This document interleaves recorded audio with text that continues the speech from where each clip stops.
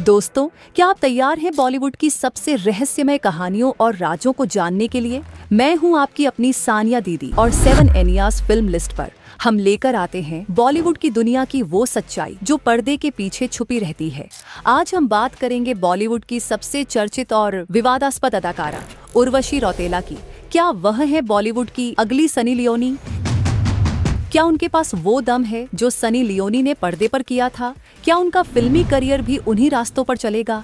इन सवालों के जवाब जानने के लिए जुड़िए हमसे, क्योंकि 7 एनियाज फिल्म लिस्ट पर हर फिल्म के पीछे छिपा है एक अनकहा राज। तो आ जाइए और हमारे साथ जानिए बॉलीवुड के इन सबसे गहरे रहस्यों को। साल 2015 में मिस डिवा जीतने से लेकर अपनी डेब्यू बॉलीवुड मूवी से ही हिट देना, और फिर एक समय ऐसा आया जब वह बॉलीवुड के किसी बड़े सितारे से भी ज्यादा फेमस हुई।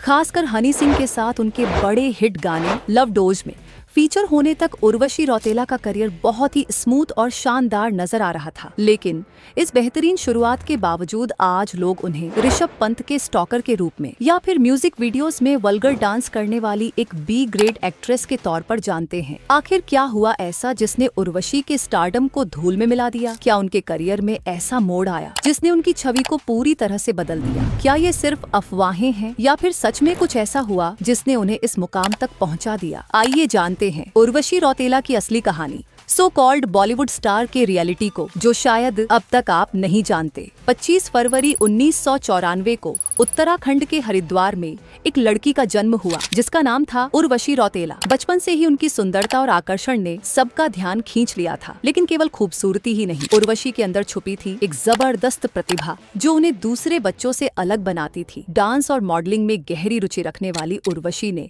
अपनी करियर की शुरुआत मॉडलिंग से की। अपने टैलेंट और खूबसूरती के चलते उन्होंने बहुत जल्दी फैशन शो और ब्यूटी पीजेंट्स में हिस्सा लेना शुरू किया। और फिर आया साल 2015 जब उर्वशी रौतेला ने मिस डिवा का टाइटल जीता, और इस जीत के साथ उनका करियर एक नई ऊंचाई पर पहुंच गया। इसके बाद उर्वशी ने मिस यूनिवर्स प्रतियोगिता में भारत का प्रतिनिधित्व किया और ग्लोबल लेवल पर अपने देश का नाम रोशन किया। उर्वशी रौतेला ने बॉलीवुड में अपनी डेब्यू फिल्म सिंह साहब द ग्रेट से किया था, जो कि साल 2013 में रिलीज हुई थी। हालांकि इस फिल्म में उनका रोल छोटा था, फिर भी उनके परफॉर्मेंस को लोगों ने खास सराहा। हाय रब्बा, मैं की करा? प्यार कर, प्यार कर। इसके बाद उर्वशी ने कई फिल्मों में छोटे या स्पेशल रोल्स किए, लेकिन उनकी पॉपुलर फिल्म सनम रे में खास जगह बना चुकी थी। हालांकि इस फिल्म ने बॉक्स ऑफिस पर वैसी सफलता नहीं पाई जो अपेक्षित थी, मगर जब यह फिल्म टीवी पर आई तो लोगों ने इसे काफी पसंद किया। फिल्म के बाद उर्वशी के कैमियो को भी लोगों ने सराहा और उनकी परफॉर्मेंस की चर्चा होने लगी। लेकिन इसके बाद उर्वशी के करियर ने ऐसा मोड़ लिया जिसने न केवल उनके स्टारडम को झटका दिया, बल्कि उनकी पूरी इमेज और रेपुटेशन को धूल में मिला दिया। दोस्तों, 2016 में रिलीज हुई फिल्म ग्रेट ग्रैंड मस्ती के इर्द गिर्द छिपा है। ये फिल्म, जिसे सेंसर बोर्ड ने न जाने कैसे हरी झंडी दे दी, एक ऐसी दुनिया में ले जाती है जहां कॉमेडी के नाम पर सिर्फ दोहरे अर्थ वाले चुटकुले और सस्ता मनोरंजन परोसा गया। लेकिन असली सवाल ये है, इस फिल्म में उर्वशी रौतेला को क्यों चुना गया? क्या था वह छिपा मकसद जो इस तीसरे दर्जे की फिल्म के पीछे काम कर रहा था? उर्वशी का किरदार इस फिल्म में कोई साधारण अभिनेत्री का नहीं था। वह एक ऐसी छवि में ढाली गई जो ग्लैमर की आड़ में कुछ और ही कहानी बयान करती थी। हर दृश्य में उनके शरीर को एक वस्तु की तरह पेश किया गया, मानो फिल्म का एकमात्र उद्देश्य उन्हें अतिशयोक्तिपूर्ण कामुकता का प्रतीक बनाना था। बॉक्स ऑफिस पर यह फिल्म बुरी तरह धराशायी हो गई। न दर्शकों ने इसे सराहा, न ही समीक्षकों ने। दोनों ने मिलकर इसे नकारात्मक समीक्षाओं की आंधी में उड़ा दिया। उर्वशी रौतेला की करियर की शुरुआत कई विवादों और बोल्ड सीन से रही है, लेकिन यह भी सही है कि उनकी एक्टिंग को लेकर हमेशा आलोचनाएं उठी हैं। फिल्म हिट स्टोरी 4 में उन्होंने अपनी बोल्ड इमेज को और बढ़ाया, लेकिन फिल्म ने बॉक्स ऑफिस पर अच्छा प्रदर्शन नहीं किया। पागलपंती जैसी मल्टी स्टारर फिल्म में भी उनकी एक्टिंग को लेकर आलोचनाएं आईं, जिससे उनके करियर को ज्यादा फायदा नहीं हुआ। मेरे मेकअप, कपड़े, आईलैशेस में मत जाओ।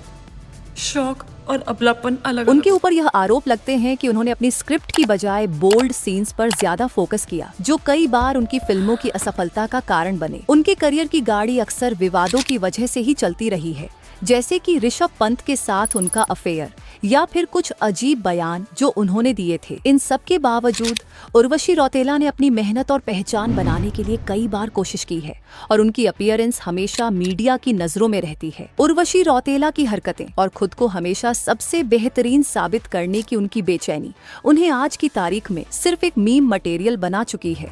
उनकी लाइफ के बारे में बात करें तो ऋषभ पंत के साथ उनके रिश्ते के बारे में कई चर्चाएं हैं, लेकिन क्या यह सच है? ये सवाल आज तक सुलझा नहीं पाया है। हालांकि इस टॉपिक को उर्वशी ने कैसे इस्तेमाल किया, इसे देखकर तो लगता है जैसे वह जानती हैं कि लाइमलाइट में कैसे बने रहना है। सिर्फ एक जॉब पाने के लिए उर्वशी किसी भी हद तक जा सकती है। उनके सोशल मीडिया पर भी ऐसा ही दृश्य देखने को मिलता है, जहां वह सिर्फ उन्हीं लोगों के कमेंट्स को पिन करती हैं जो उन्हें गॉडेस कह रहे होते हैं या जमकर उनकी तारीफ कर रहे होते हैं। ये सब उनके सेल्फ ऑब्सेशन को और भी उजागर करता है। मूवीज में तो उर्वशी उतनी नहीं दिखती, लेकिन म्यूजिक वीडियो में वह अक्सर नजर आती है। याद कीजिए हनी सिंह के लव डोज सॉन्ग में उनकी उपस्थिति, जो अभी भी लोगों के बीच एक हिट बन चुका है। और अब उनकी एक और म्यूजिक वीडियो रिलीज हो चुकी है। हालांकि वह इस फिल्म में लीड एक्ट्रेस हैं, मगर इस मूवी से ज्यादा चर्चा लोग उनके गाने की कर रहे हैं। दोस्तों, ये गाना तो सच में एक बड़ा सवाल खड़ा करता है। सबसे पहले तो उसकी कास्ट पर ध्यान दीजिए। एक तरफ उर्वशी और दूसरी तरफ नंदमुरी बालकृष्णा, जिनकी उम्र 56 साल है और उर्वशी की उम्र 30 साल। अब अगर उम्र को एक तरफ रख भी दें तो ये जो स्टेप्स हैं, क्या ये वाकई समझने लायक हैं? उर्वशी और एनबीके को इस तरह के स्टेप्स करते हुए जरा भी संकोच नहीं आया। क्या सच में ये ठीक है? एनबीके जो कि एक एमएलए हैं और पब्लिक रिप्रेजेंटेटिव हैं, उन्हें तो लेजेंड माना जाता है, लेकिन जब वह इस तरह के स्टेप्स करते हैं तो क्या ये उनके इमेज को खराब नहीं करता? और उर्वशी की बात करें तो इन गानों को देखकर साफ पता चलता है कि शायद वह खुद को एक्ट्रेस के रूप में साबित करने के बजाय बस एक टूल बन गई है, जो सिर्फ ऑडियंस को अट्रैक्ट करने के लिए इन गानों में अपनी छवि बना रही है। ये जो आइटम सॉन्ग्स हैं, उनका दोष नहीं है। करीना कपूर और माधुरी दीक्षित जैसी दिग्गजों ने भी इन्हें किया है।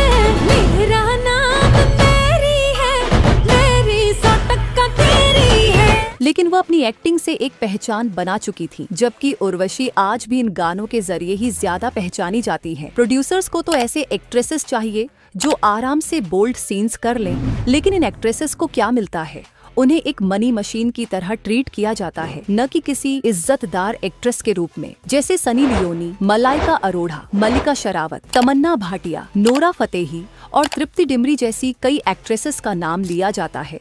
वहीं तृप्ति डिमरी का नाम इस लिस्ट में डालते वक्त मुझे थोड़ा अजीब लगा। वह एक बहुत टैलेंटेड एक्ट्रेस हैं, लेकिन बार बार उन्हें सेक्सुअलाइज किया जा रहा है, और यह सब सिर्फ इसलिए क्योंकि उनके एनिमल में दिए गए कुछ सीन्स काफी वायरल हो गए थे। अब उर्वशी की बात करें तो जब से उन्होंने ग्रेट ग्रैंड मस्ती जैसी फिल्म की, तब से प्रोड्यूसर्स को उनमें दूसरी सनी लियोनी दिखने लगी, और इस तरह के मूवीज में उन्हें कास्ट करने का बस एक ही उद्देश्य था, ऑडियंस को सिनेमा के नाम पर सॉफ्ट पोर्न दिखाना। हर बार वही सिलेक्टेड स्क्रिप्ट्स, वही सेक्सुअलाइज्ड इमेज और लगातार होती असफलताएं। इन सब का परिणाम ये हुआ कि उर्वशी को अब फिल्म्स मिलना लगभग बंद हो चुका है। दोस्तों, अगर उर्वशी को किसी मूवी में कास्ट किया जा रहा है तो वह या तो कोई लेजेंड जैसी बी ग्रेड फिल्म होगी, या फिर वह म्यूजिक वीडियो होगा जहां उर्वशी बस एक प्रोडक्ट बनकर रह जाएंगी जिसे परफॉर्म करने के लिए लाया गया है। और यही नहीं, एक झमेला और है। उर्वशी को एक ऐसा लाइफस्टाइल मेंटेन करना होता है जो कभी न कभी उनकी असल जिंदगी से बहुत अलग होता है। चाहे काम मिले या ना मिले, उन्हें हमेशा एक खास इमेज बनाए रखनी होती है। अगर वह एक आम इंसान की तरह जीने लगे तो उनकी जो सुपरियोरिटी वाली फीलिंग है वह लगभग खत्म हो जाएगी। इस लाइफस्टाइल को बनाए रखने के लिए उर्वशी को कई बार ऐसे आइटम सॉन्ग्स में काम करना पड़ता है जहां वह खुद को सेक्सुअलाइज करती है। ये तरीका हो सकता है पैसे कमाने का, लेकिन क्या यही वह रास्ता है जो उनकी इज्जत और सम्मान को बढ़ाएगा?